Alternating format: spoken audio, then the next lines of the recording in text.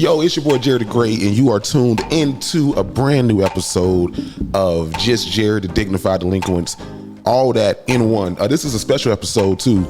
Got a special guest in the building, man. This is a full circle moment for us. My voice is in and out because I did about 6 of these episodes. Right. So y'all bear with me, but I'm excited about this one because my guy is here. He is your favorite comedian's favorite comedian. Wow. He is a all-around stand-up dude, mentor. You may know him as Uncle Rodney. Rodney Perry is in the building. Uncle Rodney. How you doing, boss man? I'm great, Jerry, man. I'm a fan, and you know, it's been dope to watch your progression. Yes, sir. Man, and I can't be more proud. It's like you know, you like one of my kids, man. You know, you grew up. You're a man now. Yes, you know, and it's good to see you at a Dignified Delinquents. Matter of fact, I think we might have talked about it early on about you doing these, you know, by yourself. Yep. And it kind of evolved into that. You know, I'm sure everybody don't always have your same passion. For sure. Yeah. And that's the only thing about the game. But it's all good. It's all good. I appreciate, you know, people putting their time in when they can, but you know, it's a passion for sure to jump on the road, drive 5 hours to Atlanta, knock 6 of these out, lose my voice, wake up the next morning, do it again. Come on, dog. So that's how serious I am about it. Yeah, I get it. Now we talk full circle off mic. We go back to 2015. Yes. So wow. So this is how crazy this moment is. I was a student going into my senior year, Jacksonville University. You came through, Kiana Dancy. You were doing a show in Jacksonville.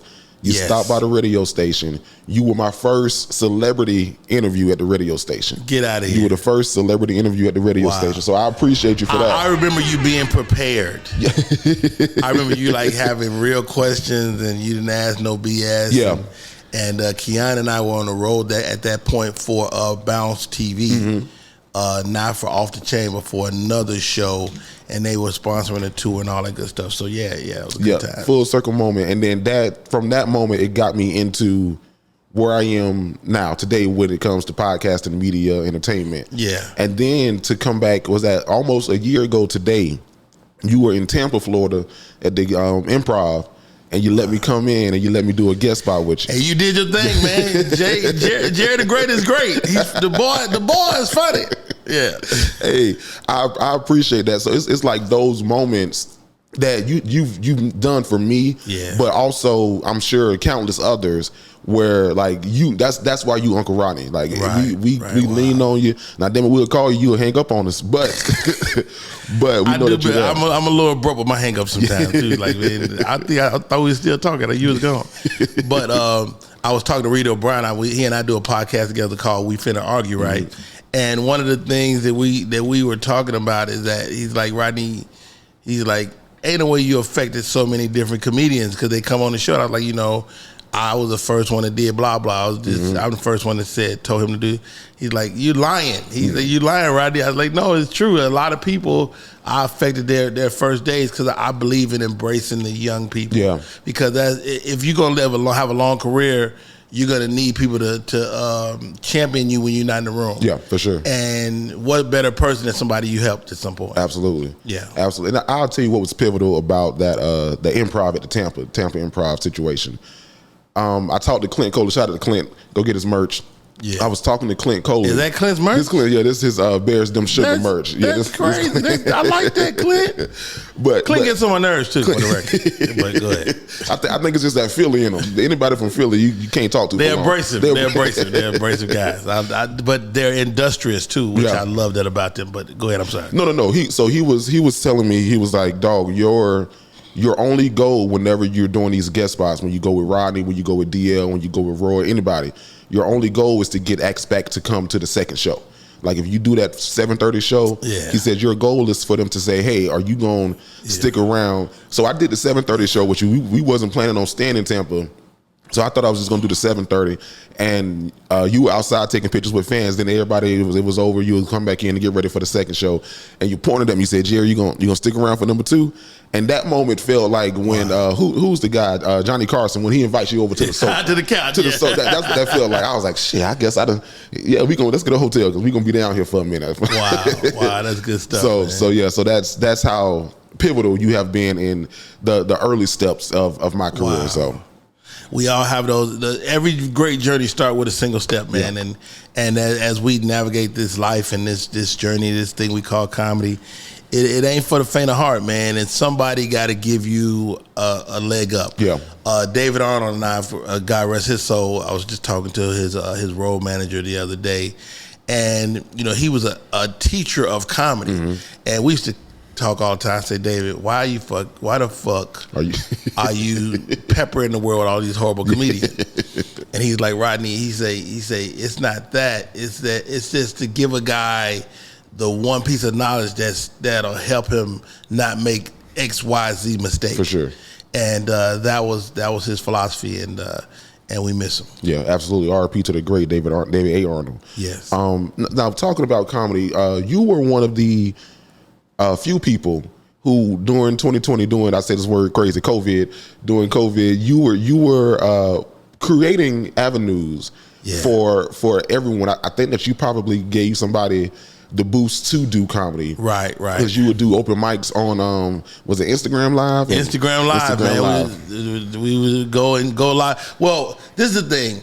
I was still trying to find my identity online. And what better time to do it when people are stuck in the house. Right. And so because of that, I was like, Ali Sadiq had created this whole thing.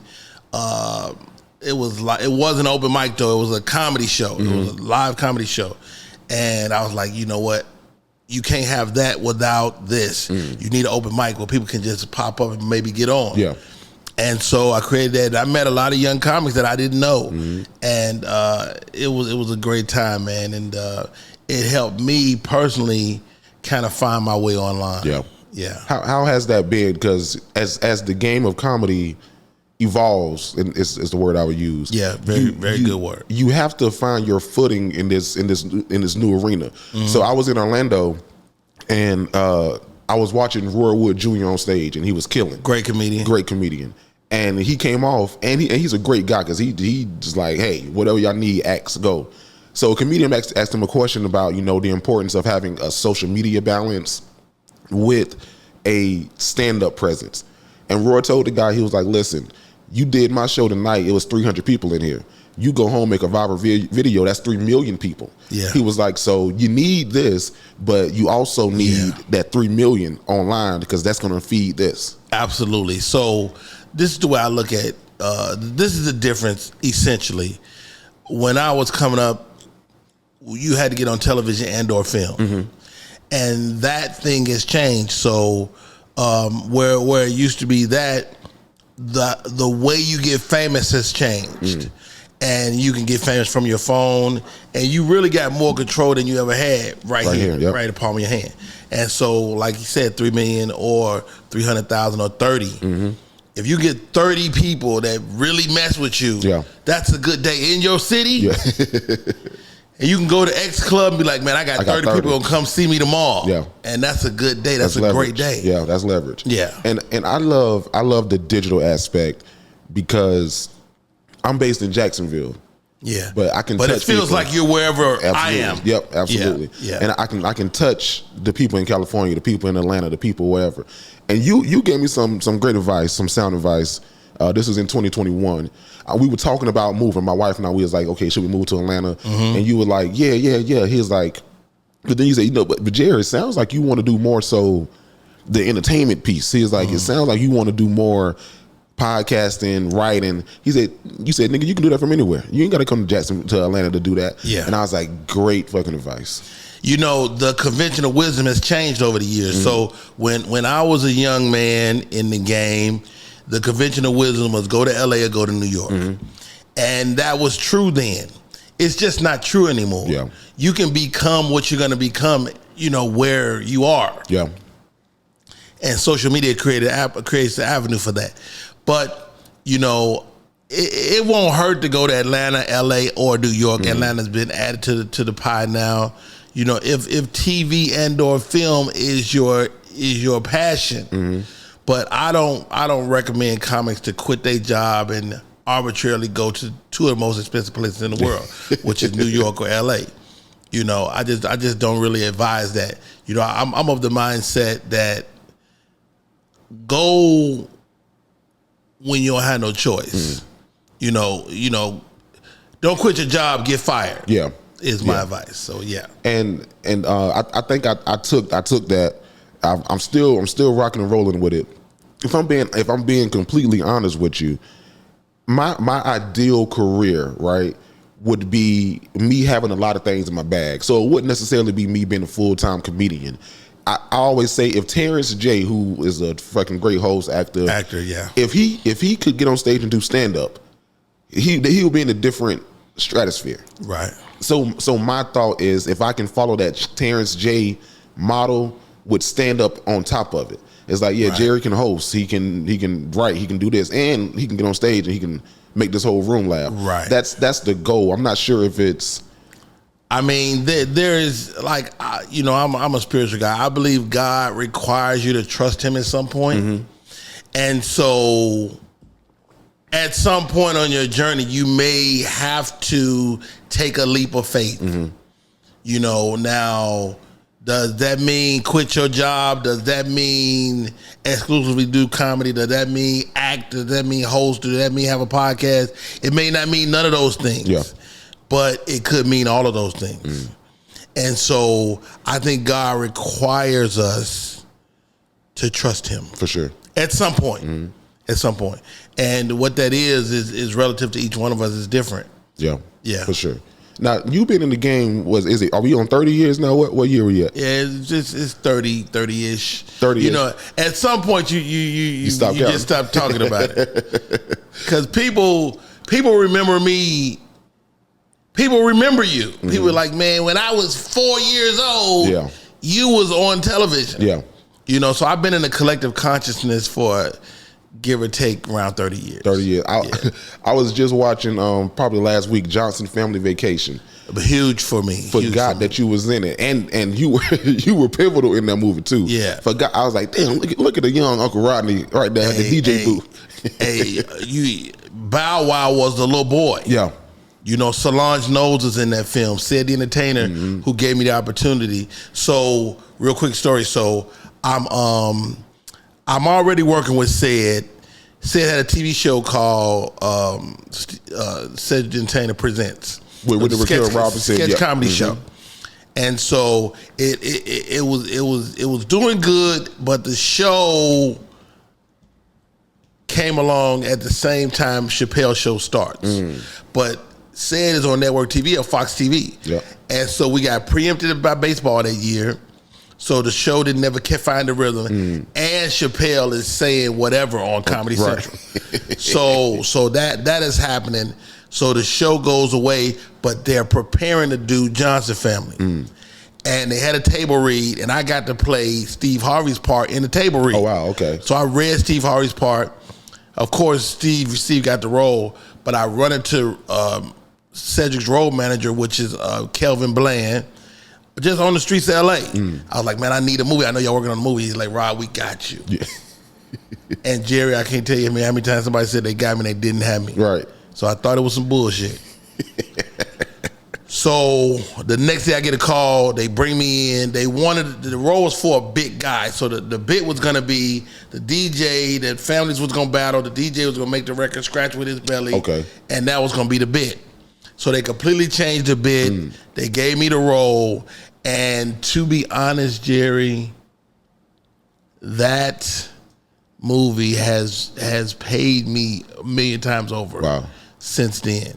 You know, since then, it's been a great opportunity provided by Cedric the Entertainer, his team. And, you know, there's another story attached to that, but I ain't going to say that. Unless you ask me. We here. Let's hear it. I'm here with you. Okay, so, wow, I don't think I've told this one out loud. You know what? I told it on my page, but I didn't say no names. Okay. So I didn't say any specifics, but long story short, well, we're not short at all because I ain't even started. Anyway, so I booked Johnson Family Vacation. Cedric's manager is a Kappa named Eric, because you know they Kappas. Oh yeah, is a Kappa named Eric Rome. Okay, and so Eric come to me 2 weeks into production. he and Sid are executive producers on the movie. He said, Rod, man, you're doing a great job, man. You're doing a hell of a job, and we're so happy for you, proud of you. And I'm like, man, I appreciate that, man. It's good to see black men, you know, working together. And what you and Sid is doing is crazy. Right? He like, yeah. But, you know, Sid paid me 20% of everything he get. I was like, get out of here. That's beautiful. That's what I'm talking about. You guys. Black men. Doing it. He said, yeah, so we expect that out of you, too. Oh, wow. So when I booked the movie, I hired a manager to do the deal. That was 10% gone. Mm-hmm. And he asked me for another 20%. That's a total of 30% out of my little $10,000. Sheesh. That's $3,000. So that's pre-tax. This is gross. Okay. You need to pay 20% out of the gross. Mm. And so I go home, my wife and I talk about it. My wife was like, you got to pay. Yeah. It is what it is. You got to pay. You know, you can't trip. But what I know now is that, you know, some people, that's like they little spending money. Mm. You know, so I learned about the game at that point. So I do some research, and I find out you can recoup any monies you pay in taxes. Wow. So that 20% that I paid him, I saw him the next day. I said, man, I got you 20%. He's like, hey, man, you see, Rod, that's what I'm talking about. You're a good dude, man. I was like, yeah. But I need you to sign this W9. W9, yeah. He looked at me like, what you mean? All right. He looked at me like a little sense of like, all right, Rodney Perry. You went home, did some homework. I can't just blow this 20. I got to put this with the good money. Right. And so it's a life lesson, but I can't thank those guys enough for giving me the opportunity, because, again, the residuals from that movie, which is what we're striking about now in Hollywood, is exponential. Yeah. You know, and I will say this to any actor out there: do a family movie. Family movies have a much longer life. Like I've always wanted the hood classic, you know, a Friday or something like that. But John's Family Vacation, Medea's Big Happy Family, every year like clockwork, Easter, Thanksgiving, anytime families congregate, those movies get run. Absolutely. And I've been getting that every year for 20 plus years. Wow. Yeah. That's fucking amazing. That's amazing. And that shit, you know, you're one of the best storytellers on the internet right now. Hey, I'm all right. You know, I come from a school of that, though. Bill Bellamy is a super great storyteller. Mm-hmm. I was in his camp for a while, and I was also in Jamie Foxx camp. We was doing the Foxhole back in the day, and nobody tells a better story than Jamie Foxx. Yeah. Yeah. How were those Foxhole days, though? Because that was like reality ready. Like you.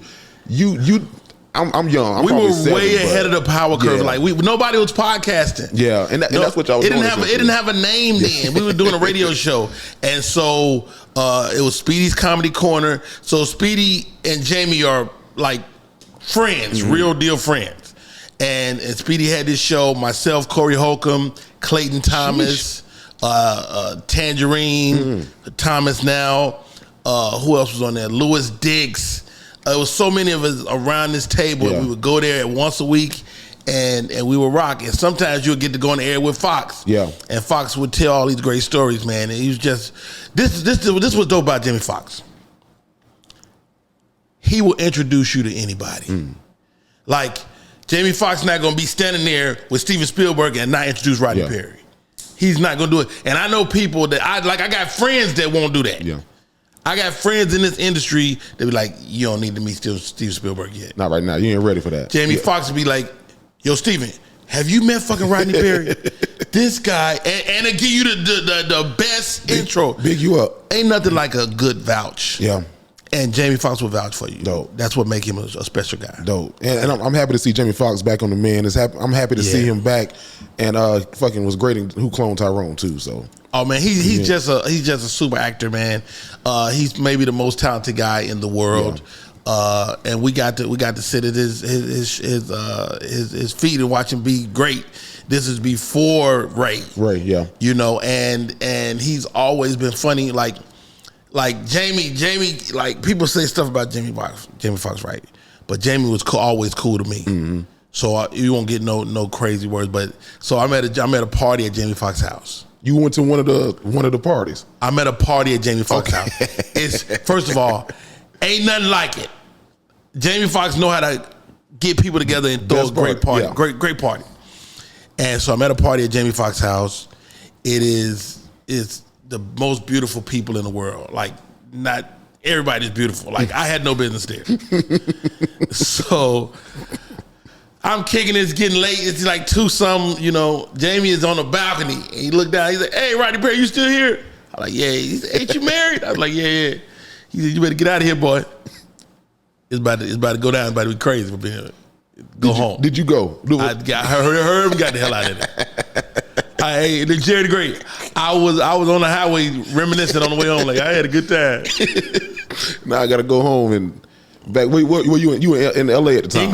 Inglewood, California. I lived in Inglewood. Yeah, I went back from the Hollywood Hills back to Inglewood. Yeah. I think though I don't know if those moments like that still exist, especially with the invention of cell phones and tech. Right. Like I don't know if you can ever get that again and be secluded with the safe and be in a safe space to do whatever the hell we want to do in here.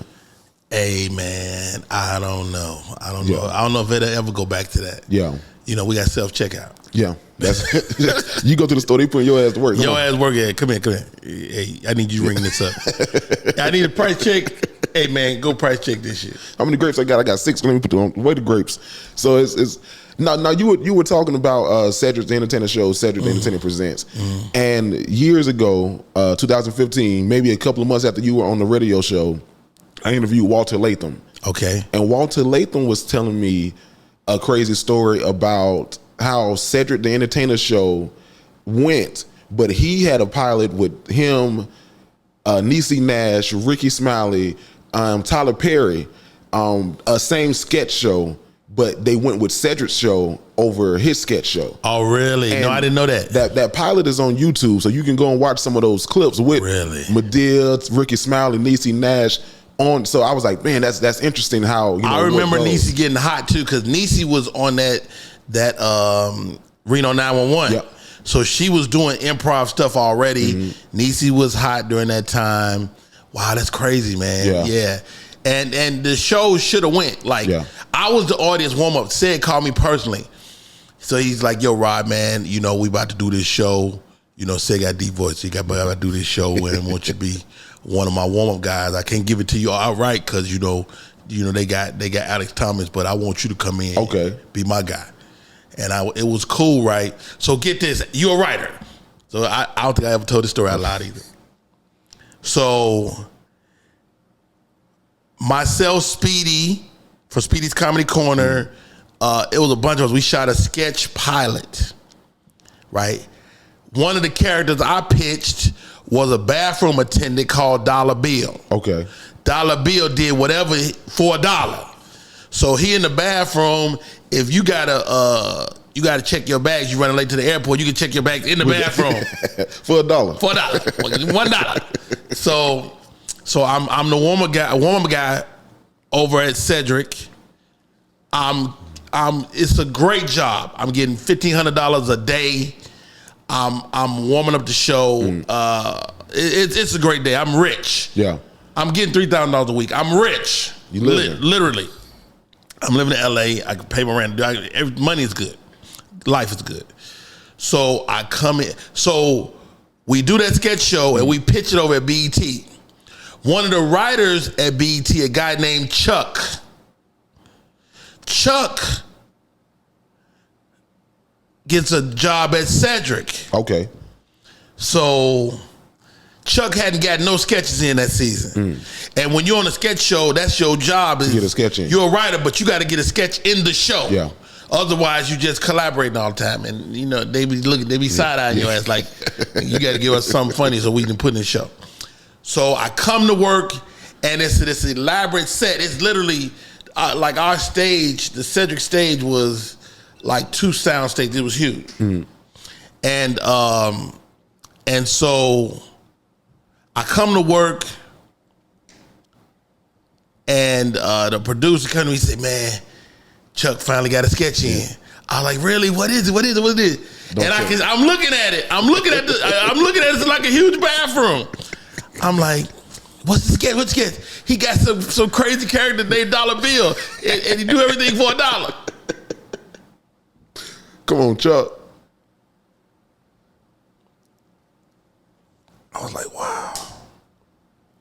Chuck stole my idea. Chuck stole your whole. And the BET people was like, that shit's whack.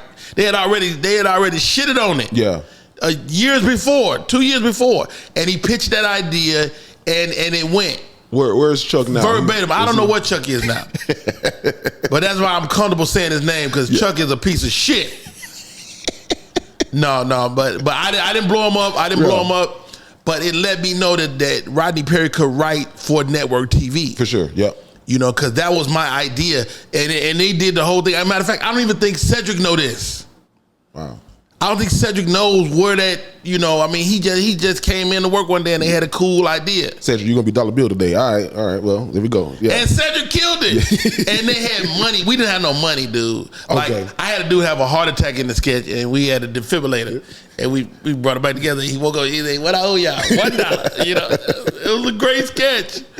But if you get the DVD, which I have the DVD that Cedric the Entertainer presents, it's on the DVD. Okay. And the name of the sketch was $1. $1. Yeah. And that I think said only did about maybe 10 episodes, 10 runs, 10. Not even. Because again, we was preempted for baseball, and then the show just never caught on. Yeah. Because you got to think the early Chappelle is just starting. So Chappelle is. They on Comedy Central. They saying whatever. It's like they cuss everything. Pee on you. R. Kelly. Pee on you. Drip. All that. All that was happening at the same time. So yeah. So I'm curious about this challenge by choice. I see you on social media. Social media has allowed us to be in y'all world as much as y'all allow us to be in it. Indeed. And I see you. Are the relationships as genuine as they portray to be? Like, I fucking love Sherry Shepherd. I watch the show every day, and then just to see you pop up on her live, and it's like, hey, y'all are good friends. It's like, this is fucking amazing. Yeah, me and Sherry is cool. Sherry is closer to one of my best friends, Bone Hampton. Okay. So Sherry is, you know, like we good.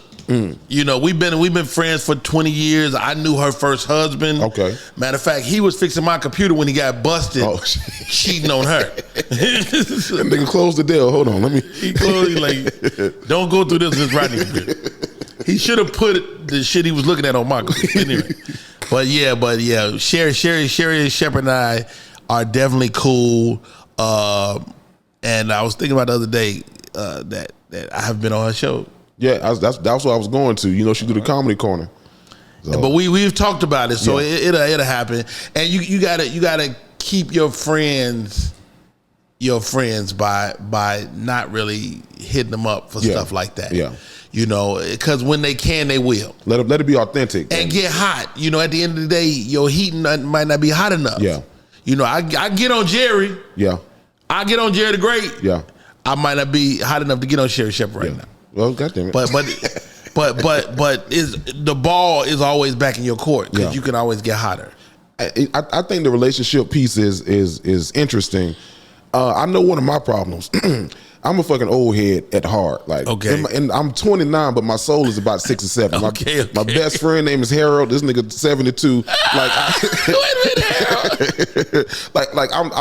I'm thoroughly like just by nature. Even Bobby Brown, a young comedian, he wrote up here with me. He was like, this nigga Jerry is old. I saw a tweet. He was like, Jerry ain't played no new music like the whole drive. Everything was in the 70s. Hey.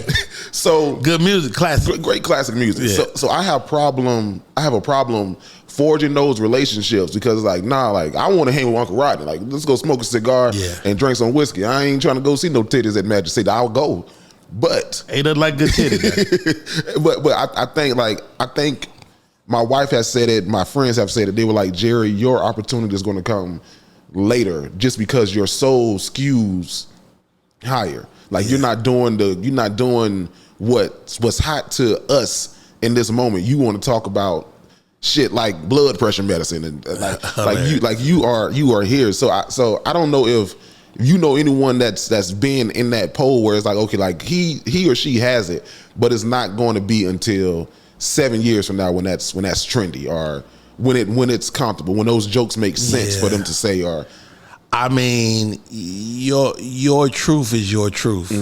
whatever that is. If your truth is authentic, it'll find its way to the light. Yeah. And who you are is who you are, and there's always a lot of people like you. Yeah. So just gotta find you just gotta find your tribe, as they say on the internet. You gotta find your tribe and start talking to them, man. And that's why we do these podcasts. Mm-hmm. You got a tribe. You got thousands of people that listen every day. Yeah. And so that's true. And the idea ultimately is to mobilize them and get them and ask them to do things.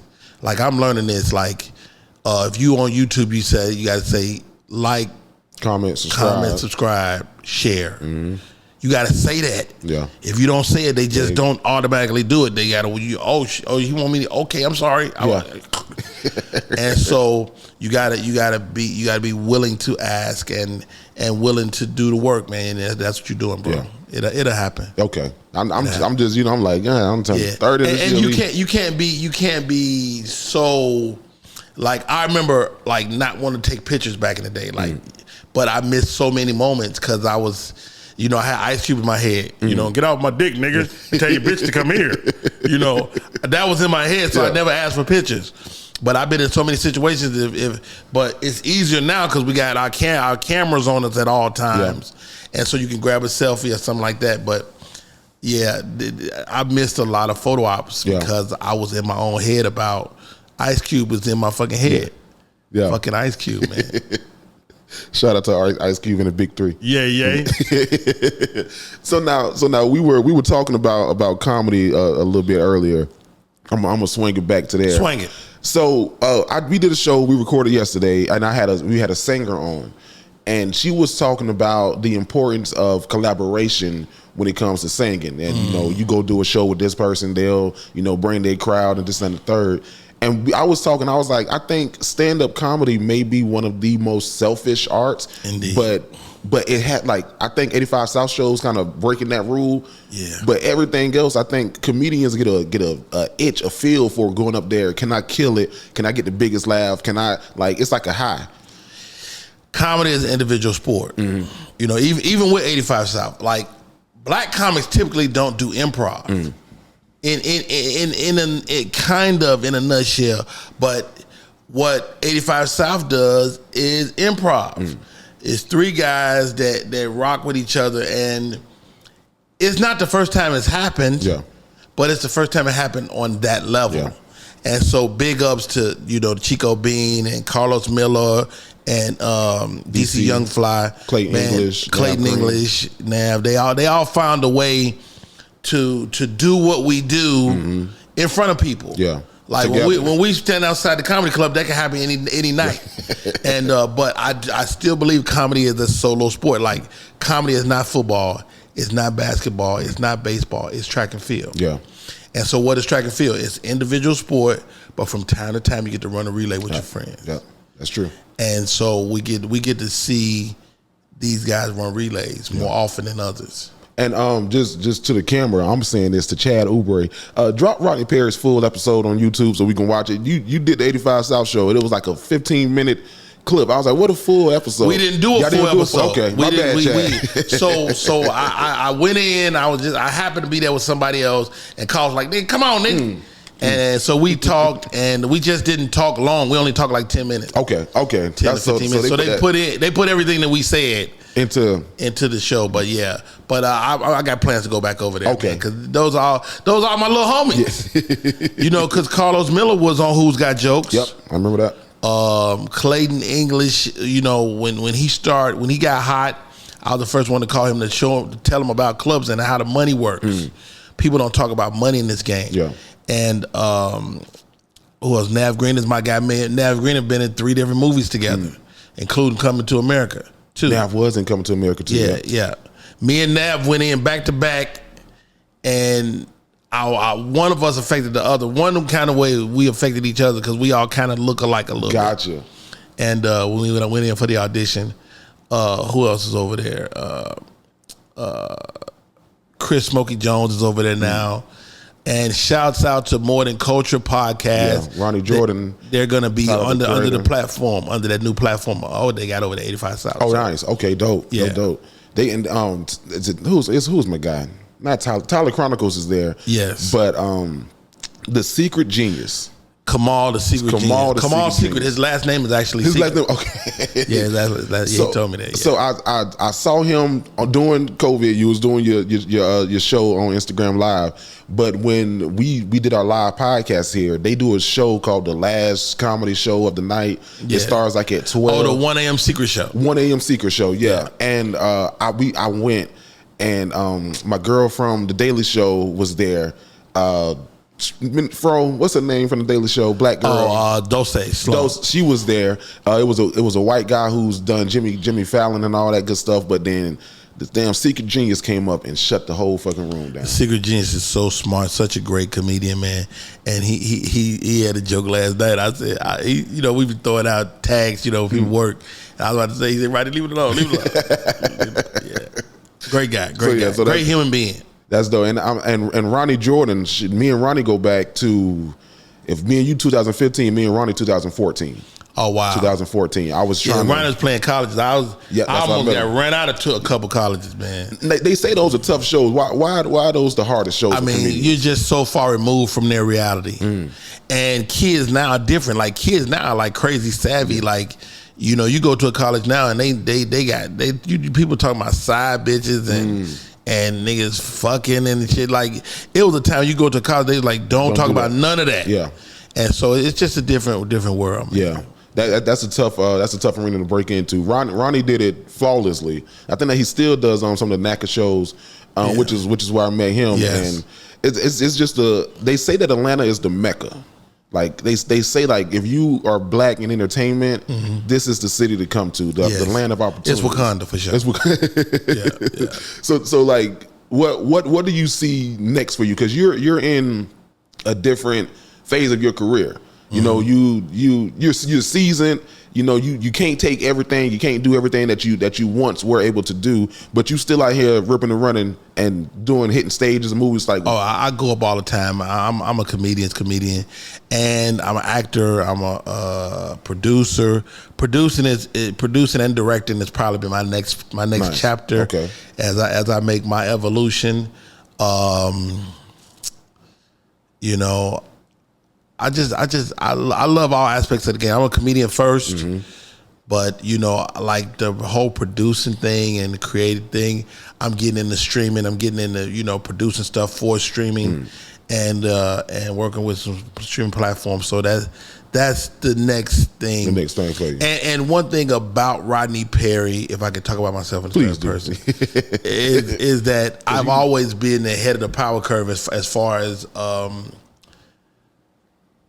being in tune with technology and young people at the same time. Because if you can stay connected, your day, when you don't understand the young people, that's your first day as an old person. When you the young people. And so I do an episode of Wildin' Out. Yeah, killed it. I do an episode, which was, I was Jerry the Great. Rodney Perry was petrified. Because I saw some of my contemporaries I saw going there and bomb. Yeah. And I was like, I don't want to bomb, man. And I was stressed out. And they gave me, Sidney Castillo, who was the little big homie, and Tyler Chronicles was there. And they was like, Rodney, don't worry, you'll be fine. Yeah. And they gave me jokes. And I was smart enough to just let go and not trip. Okay. And so I had the moment with Ari Lennox that was dope. Yeah. They had me rapping on there against the best conceited freestyle rapper in the world. And I'm like, why he picking on me? And I was like, yo, and I had no memory of it until I watched it on TV. Oh, wow. How long ago did y'all film that? Maybe March. Okay. Maybe March, April, something like that. Yeah. But still being able to jump in that pool and go out there and... I'm an improv guy. I teach an improv workshop. I've been doing that. Never Did Not Next Level. I've been doing that for the better part of the last decade. Okay. So I wasn't in uncharted waters, but the youth of it all was scary. Yeah. But you fucking killed it. So that's Thank you. Absolutely, and that's one of the things that I admire about your work, because I've seen you in a comedy club at the Improv. One show you did this, and then the second you closed on this joke, and then the second show you put the mic down and yelled to the crowd, "Can y'all hear me? Yeah, we can hear you." And then you did a fucking dramatic piece. Yeah. And I was like, "What the fuck?" I was like, "What the fuck?" Who is this damn man? This nigga that turned to Othello. Hey, that particular piece, right, is really an opportunity for me to shout myself out. It's really self-serving because inside the joke, I run down my career. But I let the character do it. I talk about, Medea's Big Happy Family, Johnson's Family Vacation. I talk about those things because it's not cool if you sit up and say, I did all this. I did that. People, you look like a bum. Kevin Hart once told me, he said, "Rodney, don't tell people what you're doing. Let them tell you." And that's a bar. And that's a super bar. And Kevin Hart, who is not the sharpest knife in the drawer, but that piece of wisdom, and he's full of those jewels, man. That piece of wisdom is something I carry with me because, it's one thing to say I did this, but then you look like a chump. Yeah. But when somebody say, "Hey man, I heard you. I saw you on Wild 'N Out. Yeah. I saw you do this. I saw you do that. Man, congratulations! I just saw you on Netflix. I just saw it." Yeah. And so you let people make those comments. It's the validation of my work is showing. People are seeing what I'm doing. Indeed. So that's dope. And I got my guy Bobby Brown Jr. here. Bobby Brown Jr. I'm gonna bring him to the mic. Bobby Brown is a comedian. He recently went to LA. I think he did Chocolate Sundays. Is he about to sit on this little bit ass couch with me? No. He gonna stay right there. We right here, boss. So what? Because Bobby, you went to LA. You got plans on. Well, I'm not. You tell me, goddamn. I don't know if you moving still. You tell me, goddamn. Well, we in Jacksonville, so we really ain't got nothing like tangible like that for comedy, man. So I just saved up, like $800. I was like, I'm gonna go to LA for a month and see what I can do, and I ended up, showing up at the clubs every night. Lonnie at Chocolate Sunday showed me a lot of love. Oh wow! Threw me up, gave me a spot, and then hanging around the Comedy Store, man. CP, I gotta shout out CP. He showed me a lot of love too, man. He put me up at the Comedy Store at Crack 'Em Up for the Michelle Murdoch show. In the show. And I was already out of my little $800. I had spent that money gone that first day. LA, the first week, I Ubered from the airport to where my homeboy staying out in Long Beach. It was $55. Oh, hey, dude, you lucky you got off at 55. That was a $100 trip to Long Beach. Listen, that's the thing. After the Comedy Store Crack 'Em Up show, I didn't realize people hanging out there till 2 in the morning. They hit you with a surcharge. I'm trying to get home back to Long Beach at my boy crib. It's $145 to get home from that bitch. Yeah. Can I tell you what this nigga did, Uncle Rodney? Bobby, like he is the king of to let me know, Jerry, a lot of this shit is just smoke and mirrors. Like what you see on my story, I'm out here struggling. And he'll be hard out here in these streets. So I was like, damn, I said my dog out there in LA, he's struggling. He's like, Jerry, I ain't got no money like that. I ran through my 800. I said, well, let me send my dog $50 to get some groceries. Cause he out there for a month. Real one, by the way. I sent Bobby $50. I said, you are the worst grocery shopper. This nigga brought everything that you wasn't supposed to buy. What you get, Rod? What'd you get, Bob? I had some vanilla wafers. Oh, hell no. I had some ham and cheese Lunchables in the bag. They got a show called $75 They got food for less out there. So I went to the food for less. I done got Vienna sausages just cheap. Oh, yeah, they ain't he bad. gave me $50. I probably saved about 44 of them dollars to get another Uber to the comedy club. Hilarious, I love it. So I got you here, and you got the legend here, and you had who was on your show last week? Ryan Davis came last week. Ryan Davis, and then y'all mentioned big ups Ryan Davis, man. Yeah. Good, such a good guy, man. And then y'all mentioned More Than Culture. I had Tyler Chronicles on 2 weeks ago, so they've been showing me. Shout out to him and them. Anything you would want to ask the GOAT, the legend, Rodney Perry? Man, it's just like I was listening to you say 30 years, man. Is there was there a year where you were a time where you were like, all right, let me see if I'm I'm pretty sure, were you always head on for all 30 years, or there was a time where you're like, let me take a step back, maybe I need to go find something else, and then they brought you back to comedy to finish that 30, or did you just? That's a good question. I only quit once. So I'm in the Navy. I was stationed in New Orleans, and when I got to, I know I'm a comedian, but I get to New Orleans and I go do what they had back then was a gong show. And it was like, I don't know if y'all remember the Gong Show, the TV show, where people have a big ass gong and pick a stick up and hit that bitch when you wasn't shit. And so I go do a Gong Show and get fucking gonged. And I'm like, man, fuck this comedy shit. How many years you in at this point? Maybe 2 or 3. Okay. I get gonged and then I meet, or like a couple of days later, I meet Harry Ratchford. Harry Ratchford is Kevin Hart's right-hand man. He's got bylines on probably 4 of Kevin's specials. And he met Kevin through me. Harry was so funny to me. And we was playing dominoes in the barracks in New Orleans. And Harry was playing this Marine named PW. And Harry looked down the dominoes, slammed it. He said, no, he had a domino in his hand. He said, PW, if I was your dentist, I'd throw a cherry bomb in your mouth and say, fuck it. And he said that shit and slammed the domino on the table. I was like, this nigga is hilarious. I said, dude, you should be a comedian. He's like, what you talking about? We became roommates shortly after. He's like, what you talking about? I said, be a comedian, man. We can do it together. And so Harry Ratchford and Rodney Perry became a comedy team. This is a very little known story about me. And so it was Ratch and Rod, Comedy Explosion. We did that for a number of years till we got tired of splitting the money. But Harry Ratchford is my best friend to this day, and he's also a Virgo, and his birthday is September 16th, and mine is September 15th. And we were a comedy team at the outset of our career. So this is New Orleans. Tell you who was in our talent pool. Dr. Ken Jun from the Hangover movies. Who else was around then? A bunch of other people you don't know. But Dr. Ken Jun was there. And he was right there with us, man, side by side. And we used to do improv back then at the Monterey Whaling Company in New Orleans. That's what we did. That was our open mic, and we'd go be funny, man. So I think that answers your question, Bobby, man, in terms of that's the only time I kind of wavered, and I haven't stopped since then. Yeah. Is anything ever off limits in comedy? Yes. Okay. Like, it's relative to the comedian, your sensibility. So, you know, it was a time in my life I would say, no, everything is fair, but everything isn't fair because people don't come to get their feelings hurt. They don't come to see a comedy show. So, don't get me wrong, if your ass say something in the crowd, I think you want to be famous, and I'm going to help you. I'll make your ass be the most famous one in this room right now. But at the same time, I try not to be mean. Yeah.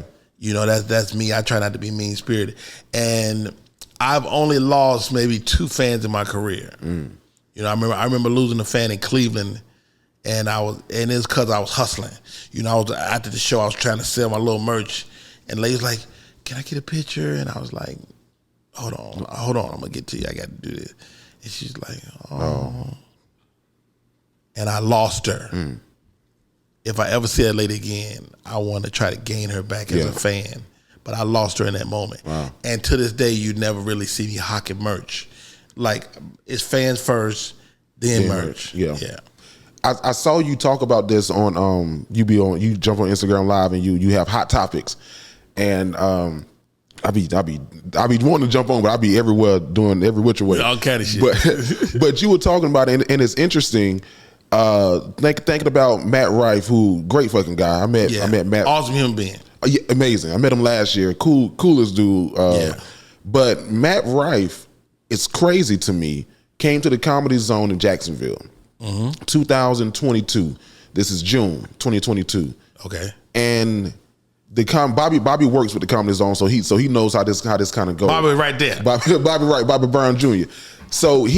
So Matt Rife had a show. He's gonna let me do a guest spot, and the tickets weren't moving. And I know the tickets wasn't moving because they started doing the call us right now. You get 2 free tickets to come see Matt Rife. Buy 1 ticket, bring your family with you to see Matt Rife. Yeah, we need we got to sell these chicken wings. Right. Yeah. So I came into the show, and it was a lot of white women, and it was probably 45 people in that room. That room holds about 300. Yeah. And he fucking killed. He performed like it was 1,000 people in the room. Indeed. As you should. As you should. The next year, you saw the news. He gone. He's out of here. Gone. And I'm not saying that he got that because of his crowd work, but his TikTok has, I think, played a part into that. Absolutely. And you asked the question: is crowd work comedy? Is that considered? Ali Sadiq and I had a real heated debate about this. Ali says it's not. Okay. And that's the reason I asked the question. But, I think it's art in itself. D.L. Hughley made a living doing it. Mm-hmm. People, and that's a gift that everybody can't do it. Yeah. It's people try to do crowd work and be looking stupid up there, And so crowd work ain't for everybody. And matter of fact, if you my feature or my opener, stay out my crowd. Yeah. Cause I'm gonna do some crowd work. So you got 20 minutes or 10 minutes, do your set. Yeah. You gotta say you've been working on that shit for 20 years. Do your fucking set. Stay out my crowd. Yeah. But crowd work is a thing. Not only Matt Rife, but Nate Jackson has made a career out of it. And so I talked to Nate. Nate said it took me 20 months, Rod. He said, I knew it was gonna go though. I knew it was gonna go. He said maybe 10 more 10. He knew it was about to go, and then he looked up, and the video started catching steam, catching fire. So it's almost too late.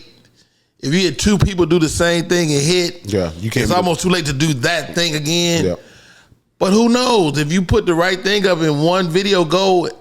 Because Nate told me, he said, Rod, because me and Nate been friends for many years. He been booking me for many years. And so Nate, he said, Rod, you don't know what's going to go. You just got to put it up. Mm-hmm. Just got to put it up. You can't judge it. You can't put it up. You can't make it. And how about this? If you blow up on crowd work, they ain't even seen your material. Right. They ain't even seen the actual jokes. Right. So you got two guys that's really funny that's got all this material that they ain't even spent yet. Yeah. It's great. And it's I think that is definitely an art. How about this? Matt Rife gave the game to Nate. Oh, wow. So okay, so yes, and then Matt Nate Rife, let me. Nate brought him out to Nate Jackson's Super Funny Comedy Club, and Matt Rife gave him the game at that club. And Nate told me this personally. And shouts out to Nate Jackson and Matt Rife. Good, both great guys. Great guys. And Nate flipped it too, because Nate was the first person I saw with a camera guy on stage facing the crowd. Right. And it's like, we're gonna get this like camera pan, like behind me, go get I'm over here, go there, get the camera on there. So yeah, my buddy Jason here, he does like a 360 YouTube camera. I saw that, yeah. And that's kind of cool, but I don't know. I don't know if I get it. It seemed kind of stupid to me. I watched you on it because you did it, and I was like, why that camera so goddamn close to his nose? But then as I was moving, I was like, oh shit, the camera moving with me. So I was able to watch the crowd react to your jokes. So I was like, that's pretty dope. Now I don't know if I want to sit there for an hour like that, but a good 5 minutes. Yeah, it's vertigo. You motherfucker fall off the couch. Hey, but before I get you up out of here, Uncle Rodney, but you do a daily show. Yes. Monday through Friday, 10 a.m. Eastern Standard Time. I just produced my 200 show. Wow. And 202, I did number 2 of my 3rd season today, 100 shows a season. And you're a podcaster, so the more shows you got, the more you can get sponsorship and numbers. Yeah. And so I'm starting to get ads. People want to buy ads and stuff because with a podcast, if you run an ad, it kind of lasts forever. You'd probably not go in and change the ad if you do a live read or something like that. So that stuff is coming around. And other than that, man, I do the podcast. I do Never Deny Next Level, which is an improv workshop. I'm an actor. I'm a comedian. I'm a producer. I'm a director. Man, I kind of do it all, man. Yeah, absolutely. Yeah. And you have a book that people can purchase. I do Rodney Perry Moments on My Journey, and the book became my script for my one-man show, which I put up earlier this year as well. So, yeah. Ladies and gentlemen, the legend himself. Are you going to do a special? Can we get a special sometime soon? So I want to do another special. I did a special with Shaquille O'Neal and the Shaq All-Star people, Orlando, when the All-Star Weekend was in Orlando. Okay. I did a special then. Me and Earthquake, we did specials then. and that special, Shaq and them, they had a relationship with Universal. That relationship fell apart, and Earthquake and I specials fell through the cracks in the floor. And so I've been trying to get that special to release myself on the streaming platform. So that still exists, and I'm trying to get my hands on that. But I don't want to just do the special for the sake of doing a special. Everybody, hey, you see my special? Yeah. Your special ain't special at all. And so, I got the set, I got the material, but I just want to do something really important. Yeah. And I got some good bits. So you never know. If I sat here and read off your credits, we would be here entirely too long. But you are a fucking beast. You are a person that us younger comedians, us younger entertainers, whether you're an actor, improv, stand-up, podcasting, we see what you're doing. And we want to be a part of it. We want to model what you're doing. It's nothing that I like more or appreciate more is when my phone rang and it's Rodney Perry calling me. Now he gonna hang up on me. He gonna say what he gotta say, and he gonna hang the fuck up. My wife was like, "Damn, was he mad at you?" I was like, "No, he just got the phone. He just finished talking. He just finished." Hey, my kids, my wife, everybody was like, "Man, you just be getting off the phone, man."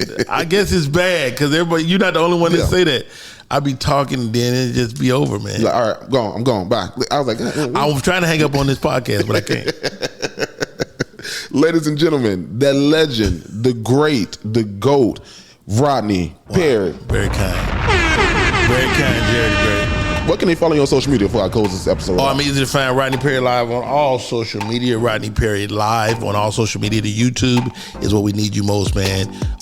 Please go to YouTube and become a subscriber, and you can catch the podcast every day there. Absolutely. And it's your boy Jerry the Great. You can follow me on all platforms at Jerry the Great. That's Jerry THA Great, aka your favorite gummy bear. I got big gums like a Rodney. Fucking hilarious.